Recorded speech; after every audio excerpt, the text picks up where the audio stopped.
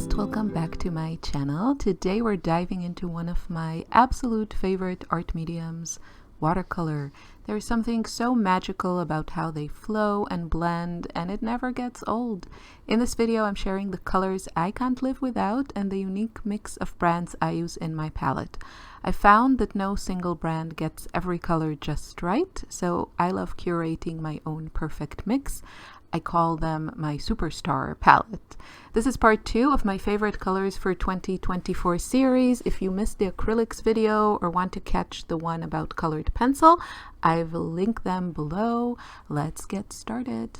The palettes that I used most this year were these two, and there are a bunch of colors that overlap, but this one has gouache in it. I use a lot of color and I use a lot of watercolors, so let's see. Let's start with the yellows. My still favorites are the Schmincke Naples Yellow.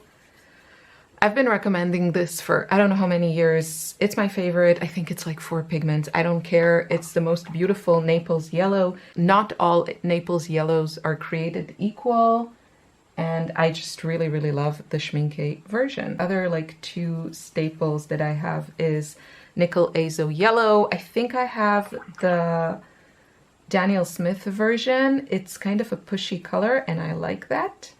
Then we have Quinacridone Gold. Again, a staple, a classic. Many artists really love this color for good reason. These are both very transparent and beautiful. They're both pushy. The Quinacridone Gold I have is from Core. I don't know if it exists anymore, or they changed the formula or something, because the original pigment I know has been just not available anymore. I like the Core version because it's very pushy. Maybe I can show you what I mean. So let's take a different color. There you go. So that's why I like this version. And actually the Nickel Azo Yellow from Daniel Smith does the same thing.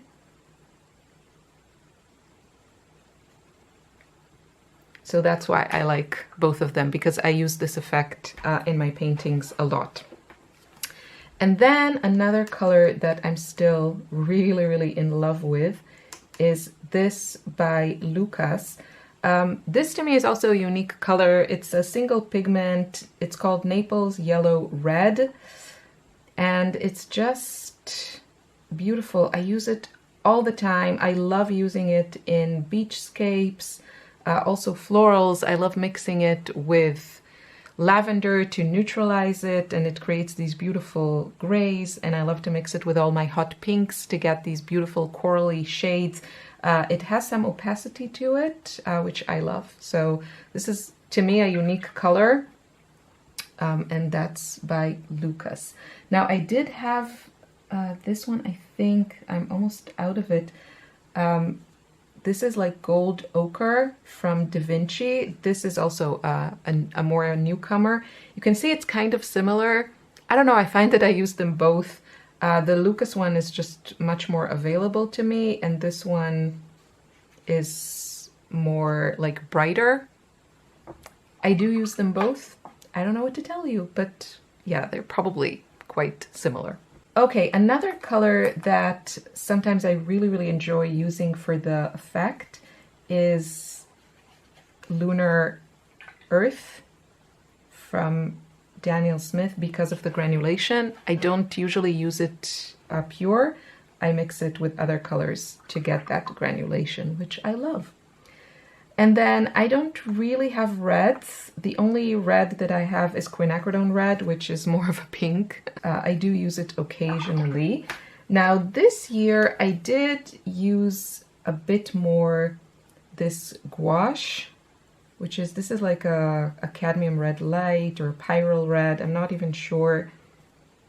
But again, it's the same kind of color that I showed you in the acrylics. I like the same colors across mediums, and it's just like a very warm red. It's still not warm enough. I have actually this version from one of the palettes that Aquarius sent me. that I really like. I know they look very similar, but I feel like this one is just a tad more orangey, which is what I like. So I did use a little bit of that. I also used this one. Again, this is like this luminous red. Now, I am careful with this one because I've seen versions of this kind of color that they don't just fade, they fade to nothing. I don't mind colors fading in time, you know, with at least I can enjoy the brightness for a few years or a few decades, but I don't want to use a color that fades to nothing. This is like a Paul Rubens shade, if I'm not mistaken, like from their fluorescent ones. So I mostly use this one in sketchbooks. I don't want to risk it too much because I do sell my artwork. But in sketchbooks, it's a lot of fun. And so I have it in my little travel palette. I don't have it in this one. My Ride or Die pinks are the Da Vinci Opus. This is like my favorite, let's say, warmer pink. Before I fell in love with this, my go-to was the Quinacridone Rose from Da Vinci, from Daniel Smith, which I just found it was more luminous compared to other Quinacridone Roses that I've tried. And then my other Ride or Die color for years and years and years now is the Holbein Bright Rose. I don't know, I've gone through so many tubes. I did my own Lightfast testing on this one, and after I think almost a year in the sun, there was a very, very, very, very mild color shift. So I feel confident using this color. I know other artists do as well. You do what you do. This is, on paper, this is like a fugitive color. And then in this palette, I actually have a gouache color that I love. And I'm not sure which one it is. I think it's one of the Winsor & Newton. Winsor & Newton have a bazillion beautiful, beautiful gouache pinks. I think this is the Rose Tyrant something. Let's see. Okay, here's what I found. So the fluorescent red that I really like is called Opera Light Red. I'm pretty sure this is Paul Rubens. The Schmincke fluorescents, I don't like them at all. They're quite, you can see the difference. Like these are the Paul Rubens ones. They're super intense, really, really fun to use. And then the Schmincke ones are just anemic in comparison. These are probably all of my pink gouache. I don't know if you can tell. So this is the Holbein Bright Rose watercolor. And this is the gouache from my palette, which I think is probably either a Winsor & Newton Opera Rose or Winsor & Newton Rose Tyrian, it's called. It could be also the Holbein Rose. I just feel that sometimes the gouache just gives me a bit more pop. And so I've been a little bit neglecting my beloved Bright Rose, which I still recommend, also because the gouache that I have, like the pinks that I like, will dry up in my palette. But this one, I think maybe because I used it often and it's you know, it gets re-wetted, like the entire thing quite often, I think it helped it not dry up. I don't know, something about the intensity really speaks to me. I think sometimes I feel like I have to work a little bit harder to get the same thing with watercolors. Purples. My favorite violet is Cobalt Violet. Those who have been here know that. I like my Cobalt Violets very, very pink. Schmincke, for example, makes a very blue version, so that's not for me. Right now, I think what I have in my palette is the Da Vinci version, but my favorite version is the Winsor & Newton. I think also the formula is great. It's a difficult color to formulate. So if you don't want to get stuck with a tube full of binder, get the Winsor & Newton pen, and then you're probably guaranteed a good experience. I love using like a dark muted purple or violet as my dark, and I have a couple of favorites. So this is Artemis from Da Vinci. It's a Moon Glow, which is a Daniel Smith color dupe, and it's exactly the same, and it's just beautiful. It's usually my go-to dark in a painting. Now, a newcomer this year, I've really fallen in love, probably towards the end of the year, with Aquarius Violet. You can see it's quite dark and muted, but I love it. It's quite similar to Artemis. I would say it ticks the same box kind of, but you can see that the Artemis is bluer. Absolutely love it. It's a gorgeous, gorgeous, gorgeous color.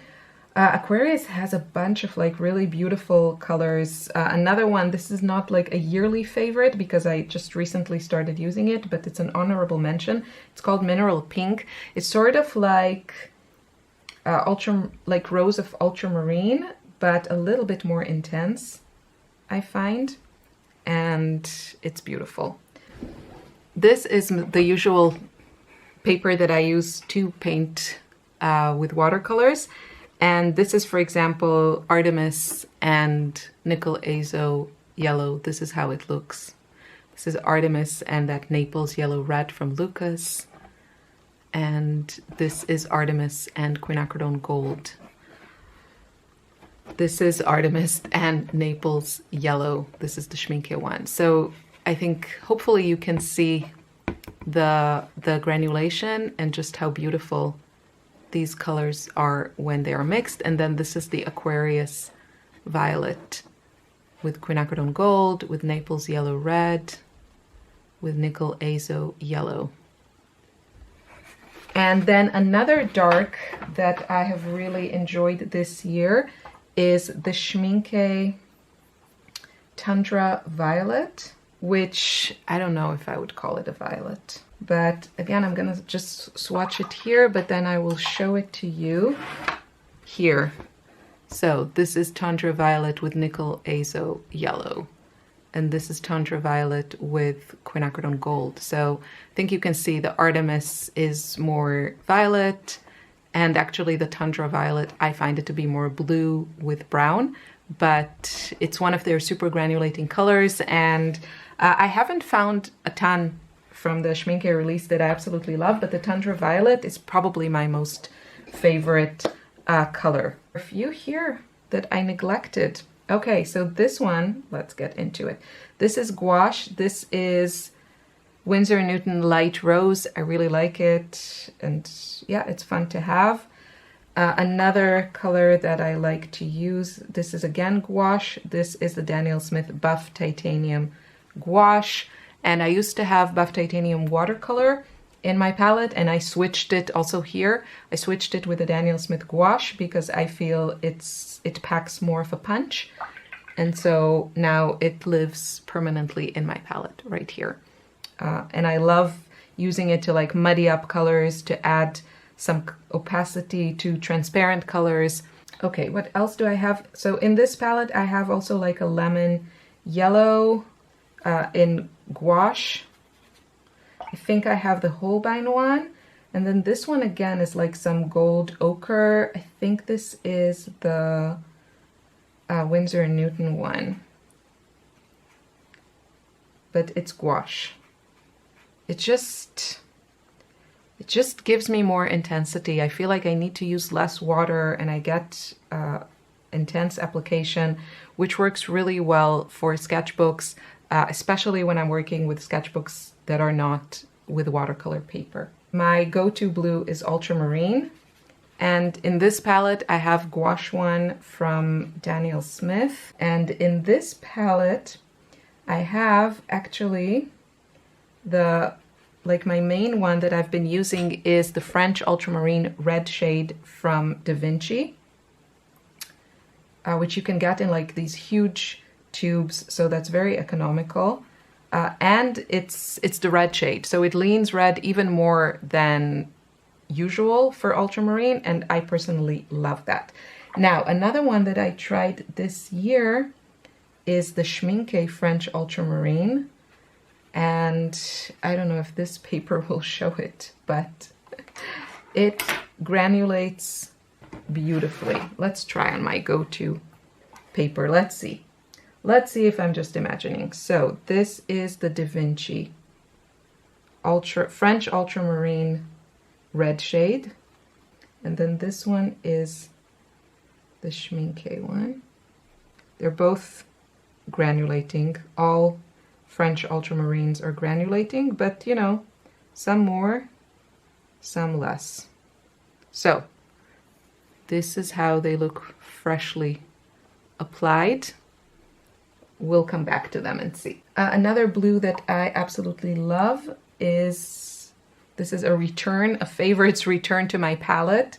I used to love this, then I stopped using it, and this year it came back. It's indigo, and my favorite version is Schmincke. I have it in both of my palettes, and it's great. I mostly use it for sketches to be truthful when I think about it, and less in my like proper paintings. I think because in my proper paintings, paintings on paper, I just really prefer those darks that granulate and separate.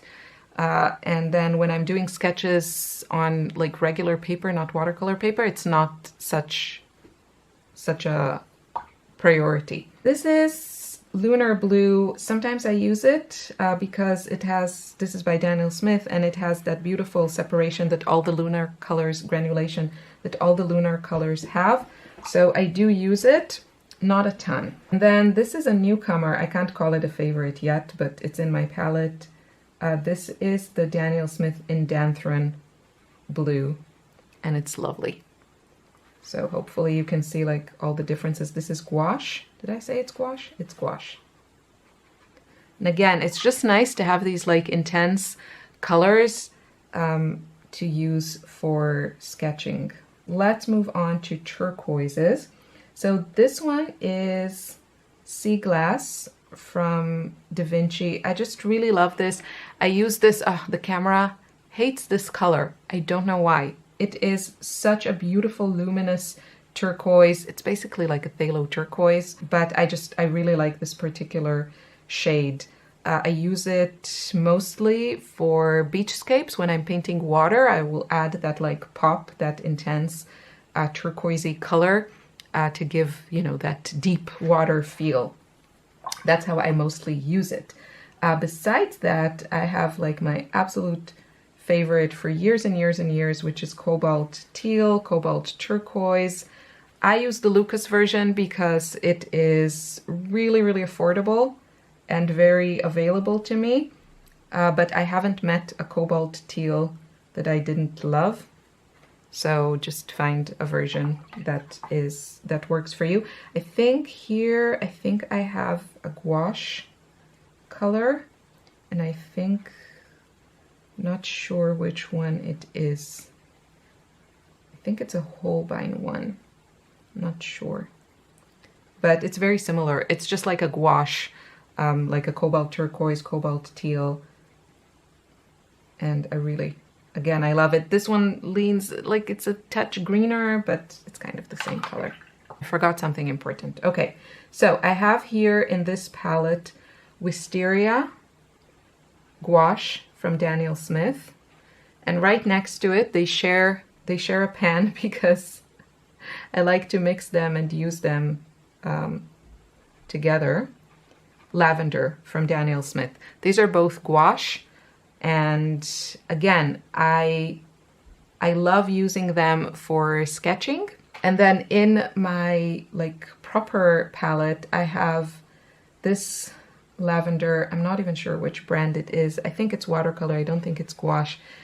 It is similar. It probably granulates a little bit more, which I prefer when I'm painting on like watercolor paper. But these gouache ones work well in sketchbooks again. And then here, this one is a color by Royal Talents. And it's somewhere, you can see it's not as purple as the lavender. It's like a little bit less purpley, but I use it also a lot, again, mostly in sketches or final touches in my watercolor paintings because it's a little bit more opaque. Another special color that I have, I think it's kind of special in my palette, this is again gouache, and it is this color, it's Patina by Holbein. You could probably mix it, but I don't find it super easy to mix necessarily. So here are my blues. So this one is the Da Vinci French Ultramarine Red shade. This one is the Schmincke French Ultramarine. They both granulate. I would say maybe the Schmincke granulates a little bit more. I don't know. They're both really great. I use them both. The Schmincke is a bit newer to me. I want to show you the Daniel Smith gouache. This is Bloodstone Genuine. This is gouache. And then this is Cascade Green gouache. I really like how they separate and granulate, but I can still apply them more thickly. I love, love, love this olive green from Daniel Smith. I used to use a lot of like green gold, which is, it's lighter, it's more like glowy and bright. And then I switched to olive green, which I just feel it has more depth. Undersea green from Daniel Smith. A lot of artists really prefer to mix their own greens and not use tube greens. I agree with that because a lot of the tube greens are just not that great. But Daniel Smith has some beautiful, beautiful greens that I've been using for years. So I love them, I tweak them, and yeah, I still use them. Now this one is the Cascade Green Watercolor. Yeah, another green that I really love, but it's a very, very, very, very muted green. I like to use it as my dark in florals especially. This is Zoazite Green, again, Daniel Smith. Very, very muted, dark, granulating. I just think it looks beautiful in florals when I pair it with like all of my hot pinks. It's just a really nice combo, in my opinion. Now I do have to give an honorable mention to Aquarius, which I found a couple of their greens also to be really, really beautiful. This is one, and then this is another. I think one of them is called Autumn Green. So I think these are both really, really beautiful. And that's it for my favorite watercolor colors for 2024. I hope this inspires you to explore new colors or mix up your own palette. If you enjoy this, don't forget to check out the other videos in the series. Whether you're into acrylics, pencils, or just love hearing about art supplies as much as I do, make sure to like, comment, and subscribe for more artsy goodness. And let me know in the comments, what are your must-have watercolors? I would love to hear. I will see you in another video very soon. Take care. Have a wonderful 2025.